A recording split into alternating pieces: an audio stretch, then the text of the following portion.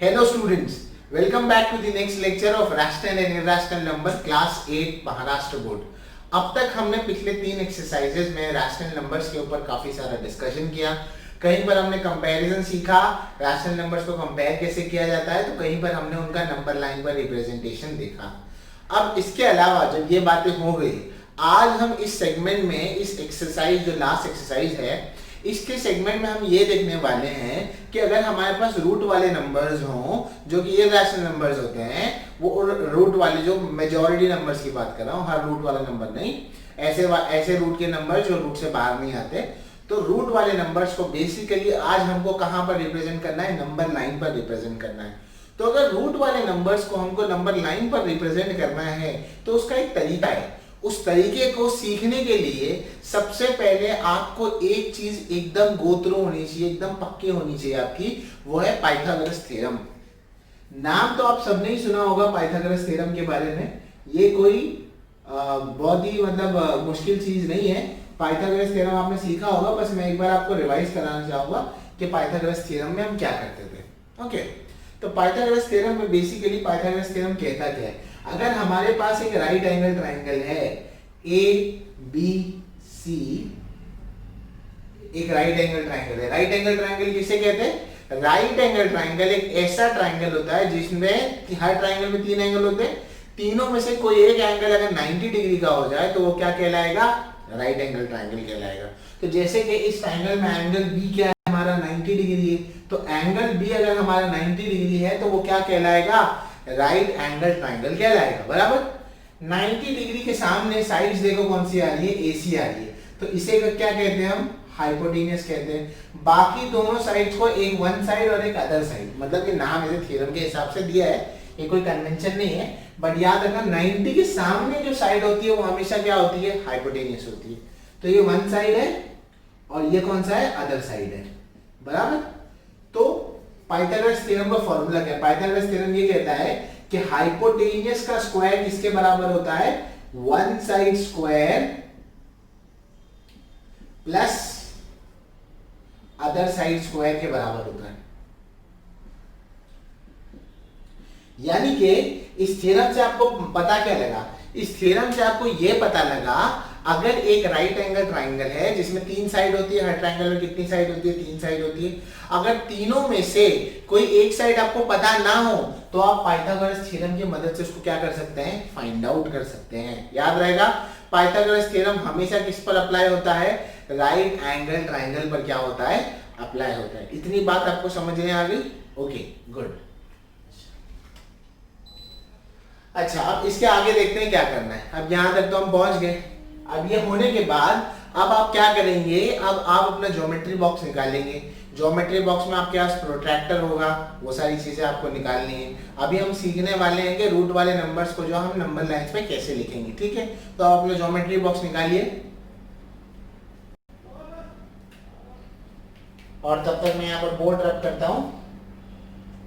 Okay, इसको लिख लेना।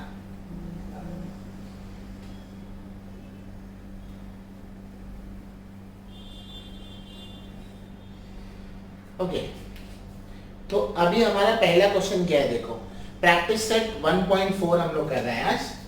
हमारा प्रैक्टिस सेट कौन सा है? 1.4 है। ठीक है, प्रैक्टिस सेट 1.4 हमारा है, उसका पहला सवाल हमें देखना है। ठीक है, प्रैक्टिस सेट 1.4 का पहला क्वेश्चन हमें देखना है। देखो क्या है क्वेश्चन।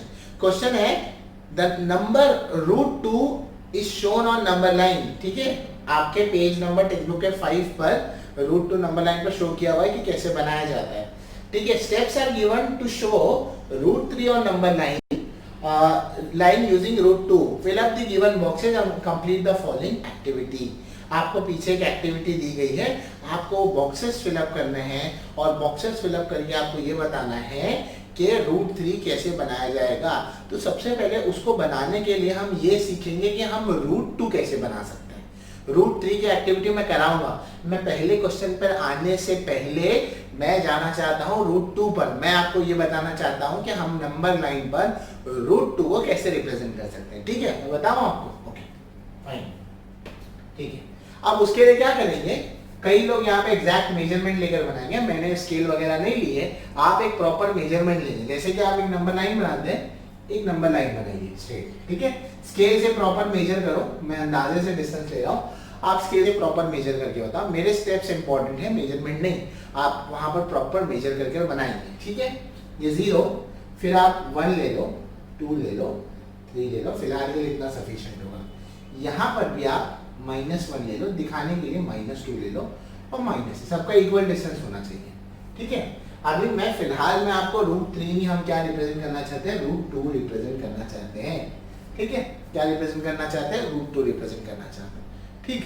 √2 को रिप्रेजेंट करने के लिए मैं साइड में बता देता हूँ। अगर मैंने एक राइट एंगल ट्राइंगल बनाया ABC सपोज करो, जिसका नाम है, क्या नाम है, ABC। ये BC का भी वैल्यू अगर 1 लो और AB का भी अगर वैल्यू 1 लो तो AC का वैल्यू मिल सकता है। कैसे मिलेगा, अगर 90 डिग्री यहाँ पर है तो कैसे मिलेगा। मैंने कुछ देर पहले ही आपको बताया था कि हाइपोटेन्यूज का स्क्वायर बाकी दोनों साइड्स के बराबर होता है। तो इस ट्राइंगल में हाइपोटेन्यूज क्या है बेटा, AC है ना, तो क्या होगा बोलो, AC का स्क्वायर किसके बराबर होगा, AB square plus BC square के बराबर होगा। याद रहेगा, हाइपोटेनियस का स्क्वायर किसके बराबर होता है, बाकी दोनों बची हुई साइड्स के बराबर। अगर ये हाइपोटेनियस ले लिया तो बाकी जो दोनों बची हुई साइड्स है उसको ले लिया। और हाइपोटेनियस क्या होता है, हाइपोटेनियस एक ऐसी साइड होती है जो 90 डिग्री के सामने आती है, 90 डिग्री के सामने। जरूरी नहीं हमेशा 90 डिग्री यहाँ हो, कभी ट्राइंगल ऐसे भी हो सकता है, 90 डिग्री यहाँ भी हो सकता है, ठीक है। तो अगर वैल्यू लिखूं मैं, AB का वैल्यू क्या 1 और BC का भी वैल्यू क्या 1 का, मैं यहाँ पर लिखता हूँ। ये 1 का स्क्वायर क्या होता है 1, और यहाँ पर भी 1 का स्क्वायर क्या होता है 1, और 1 + 1 कितना होगा 2, और यहाँ पर क्या था AC स्क्वायर। तो बेसिकली तुम्हें AC स्क्वायर बेटा कितना मिल रहा था, 2 मिल रहा था, पर मुझे सिर्फ AC निकालना है, AC स्क्वायर तो नहीं निकालना। तो दोनों को स्क्वायर रूट के अंदर डाल दो, क्योंकि अगर आपने यहाँ पर AC स्क्वायर में से स्क्वायर हटाना है तो यहाँ रूट लगाए, तो अगर यहाँ रूट लगाएंगे तो बाय रूल यहाँ पर भी रूट लगाना पड़ेगा। तो ये और ये क्या हो जाएगा, कैंसिल। AC का वैल्यू कितना आ जाएगा, √2, यानी कि ये वाला वैल्यू क्या मिलेगा आपको, √2 मिलेगा। इतनी बात समझे आप। अच्छा, अब यहाँ देखो, अब यहाँ पर 0 से लेके 1 तक 1 यूनिट का गैप है। तो सपोज करो ये BC है, क्या है BC, ऐसे बना लो, तुम्हारे लिए बताने के लिए बता रहा हूं। ये क्या है BC और ये क्या 1 है, कितना है 1। AB भी कितना है 1 है, तो यहाँ से 1 सेंटीमीटर लो, मतलब स्केल रखो यहाँ पर, और स्केल में जितना 1 सेंटीमीटर आएगा वो ले लो। लेट सपोज 1 सेंटीमीटर इतना है, ठीक है।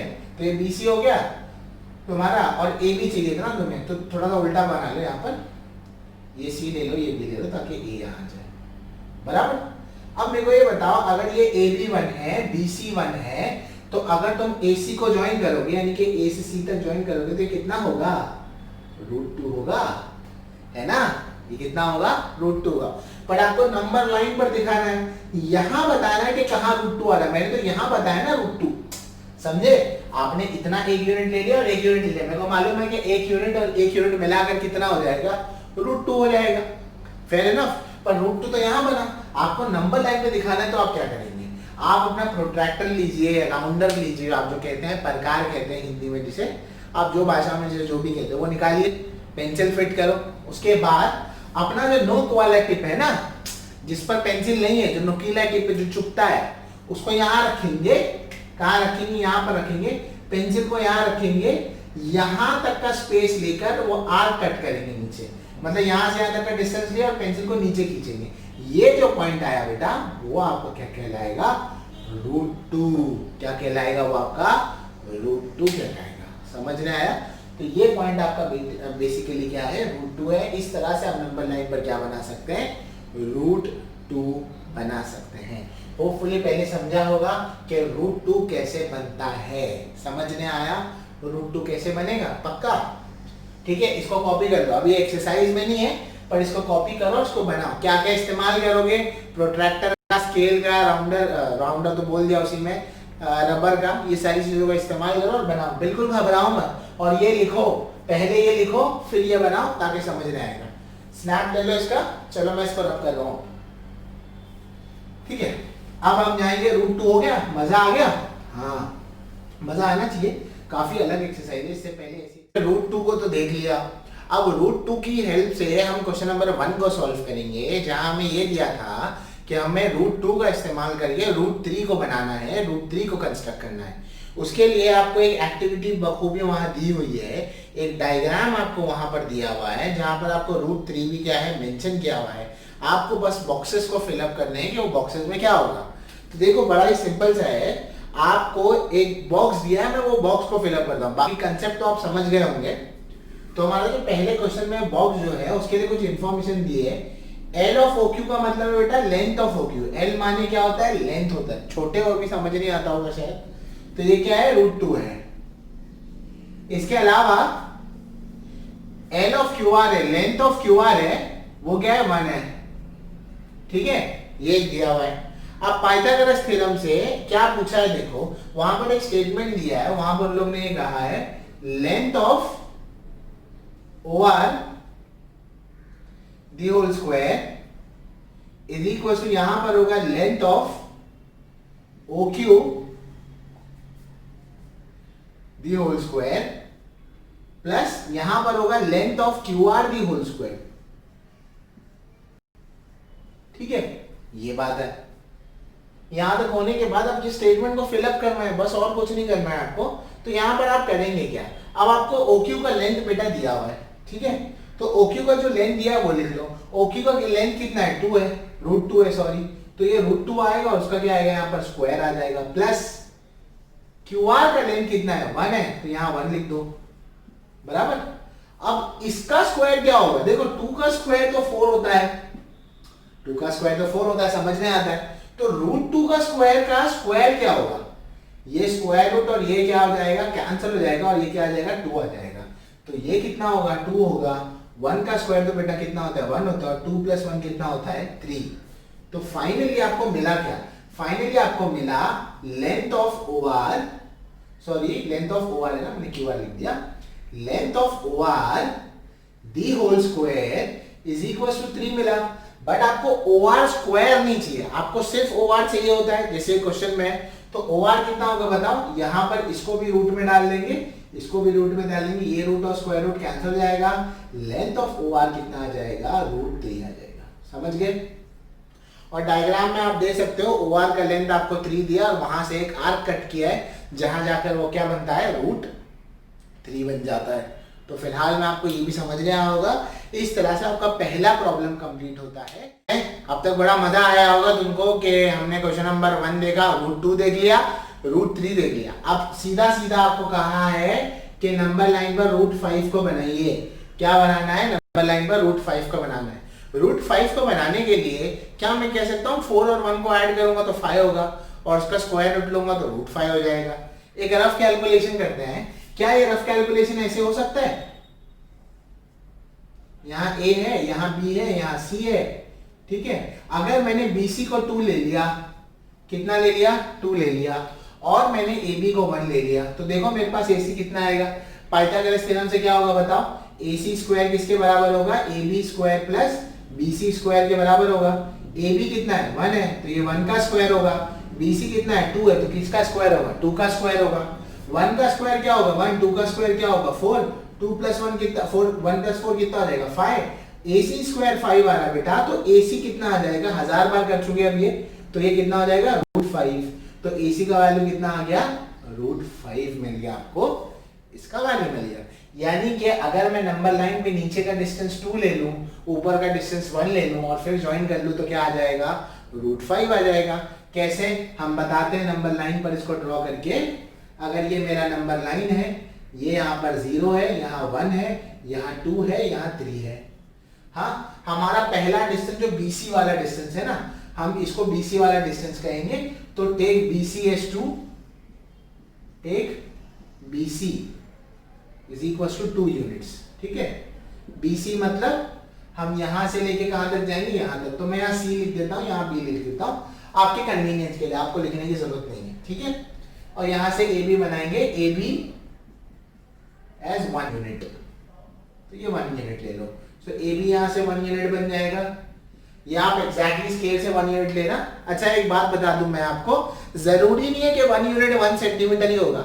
अगर आपने 1 यूनिट को 5 सेंटीमीटर माना है तो आपके 2 यूनिट्स कितने हो जाएंगे 10 सेंटीमीटर। ये इसीलिए बता रहा हूँ क्योंकि अगर 1 सेंटीमीटर का एक यूनिट लोगे तो बहुत छोटा छोटा बनेगा और फाइनल रिजल्ट काफी अच्छा नहीं दिखेगा। तो अपने कन्वीनियंस के हिसाब से 1 यूनिट को चूज करो, आप क्या चूज करना चाहते हैं 1 यूनिट को। ठीक है, अब ये ले लिया आपने। अब क्या करेंगे आप, जैसे कि हमने कहा था, आप यहाँ से आने इसको क्या कर देंगे, ज्वाइन कर देंगे। ये दिख रहा है AC ज्वाइन हो रहा है और ये मिलाकर आपका क्या बनेगा, √5 बनेगा। फिर आप प्रोट्रैक्टर को यहाँ रखेंगे जो आपका पॉइंटेड टिप होगा, पेंसिल वाला टिप यहाँ रखोगे, यहाँ से यहाँ तक डिस्टेंस लगे एक आर्क कट करोगे, आप जहां पर कट होगा वो आपका पॉइंट कौन सा होगा, √5 होगा नंबर लाइन पर। इस तरह से क्या बनेगा आपका √5 बनेगा। कैलकुलेशन आपके पास है, ये पहले लिख लेना, ये पहले लिख लेना चाहिए तो फिर इसको लिख लेना और फिर इसको नीचे बना देना। जैसे भी आपके स्कूल में एक्सप्लेनेशन बताए उस तरीके से आप कर सकते हो। मैंने ओवरऑल मेथड इसका बताया, काफी अच्छा लगा होगा बना के। अब हमें क्या बनाना है, √7 बनाना है, जो कि एक बड़ा नंबर है आपके पास। √7 बनाने के लिए देखो, हालांकि इसके काफी तरीके हैं बनाने के लिए, अलग अलग तरीके हैं। कोई पूरा √2, √3, √4, √5, √6, √7 ऐसे करके बना सकता है, कुछ डायरेक्टली √7 तक जा सकते हैं और कुछ लोग जो मैं अभी तरीके से बता रहा हूँ वैसे जा सकते हो। जैसे भी आपका तरीका अच्छा लगे आप वो फॉलो कीजिए, बाकी वीडियोस भी देखिएगा, उसमें भी आपको अलग अलग तरीके दिखाई देंगे। √7 बनाना है अब हमें। अब √7 बनाने के लिए मैं क्या करता हूँ, हम पीछे वाले क्वेश्चन का इस्तेमाल करते हैं। हम पहले √5 को बनाते हैं। हमने √5 अभी थोड़ी देर पहले बनाया था, पीछे वाले सम में कैसे बनाया था मैं आपको फिर से याद दिला दूं। हमने √5 बनाने के लिए एक नंबर लाइन ड्रॉ करी, यहाँ पर 0 था, यहाँ 1 था, यहाँ 2 था। ठीक है, हम कहाँ तक, यहाँ तक बोर्ड पर जा सकता हूँ ना मैं, यहाँ 3 है, मैं थोड़ा सा और बढ़ा देता हूँ इसको, और यहाँ 4 है। √5 पहले बनाने के लिए हमने क्या किया था, नीचे से 2 सेंटीमीटर 2 यूनिट्स लिया था, तो ये 2 यूनिट्स था, और यहाँ से क्या लिया था 1 यूनिट लिया था, याद आ रहा है, और इसको ज्वाइन कर दिया था यहाँ से। तो ये जो यहाँ पर हमारा बना था, तो अगर ये हम 2 यूनिट ले लेंगे ये, और ये अगर हम 1 यूनिट ले लेंगे ये, तो ये मिलाकर यहाँ पर क्या बन जाएगा √5। कितना बन जाएगा, √5 हो जाता, क्योंकि यहाँ पे 2 का स्क्वायर 4 होता, 4 + 1 आया था, और 4 + 1 कितना हो जाता 5, तो क्या हुआ √5। और ये √5 होने के बाद यहाँ से यहाँ तक हम क्या करते हैं, मेजरमेंट लेते हैं, जैसे हम प्रोट्रैक्टर में लेते हैं और आर्क ड्रॉ करते हैं, तो यहाँ पर हमें नंबर लाइन पर क्या मिल जाता, √5 मिल जाता, बराबर। पर हमें √5 नहीं चाहिए, अब हमें क्या चाहिए, √7 चाहिए। √7 के लिए आप यहाँ पर ये पॉइंट पर थोड़ा सा टिल्ट करके यहाँ पर आप 1 सेंटीमीटर 1 यूनिट लो, 1 सेंटीमीटर नहीं, सॉरी, मैंने यहाँ भी सेंटीमीटर बोला, उसको यूनिट से रिप्लेस कर देना, सॉरी।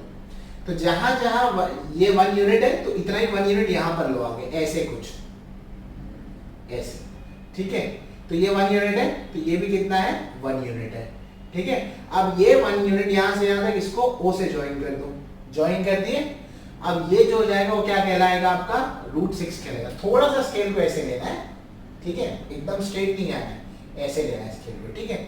अब यहाँ से यहाँ तक आपने ये ले लिया, अब इतना मेजरमेंट ले लो, प्रोट्रैक्टर से यहाँ से यहाँ तक करो, और यहाँ पर जो आप कट करेंगे आप वो क्या, कौन सा कहलाएगा, √6 कहलाएगा, ठीक है। अब इसके अलावा फिर यहाँ से क्या करो, 1 यूनिट ले लो, ये 1 यूनिट था, यहाँ से फिर से 1 यूनिट ले लो, यहाँ पर ले लिए, इसको किससे ज्वाइन कर दो, इससे ज्वाइन कर दो, ठीक है। ज्वाइन कर दिए तो ये इससे ज्वाइन हो गया। यहाँ से यहाँ तक प्रोट्रैक्टर ले लो, मेजरमेंट ले लो, और फिर ये आप यहाँ पर क्या करो, कट कर दो, तो ये आ गया यहाँ पर,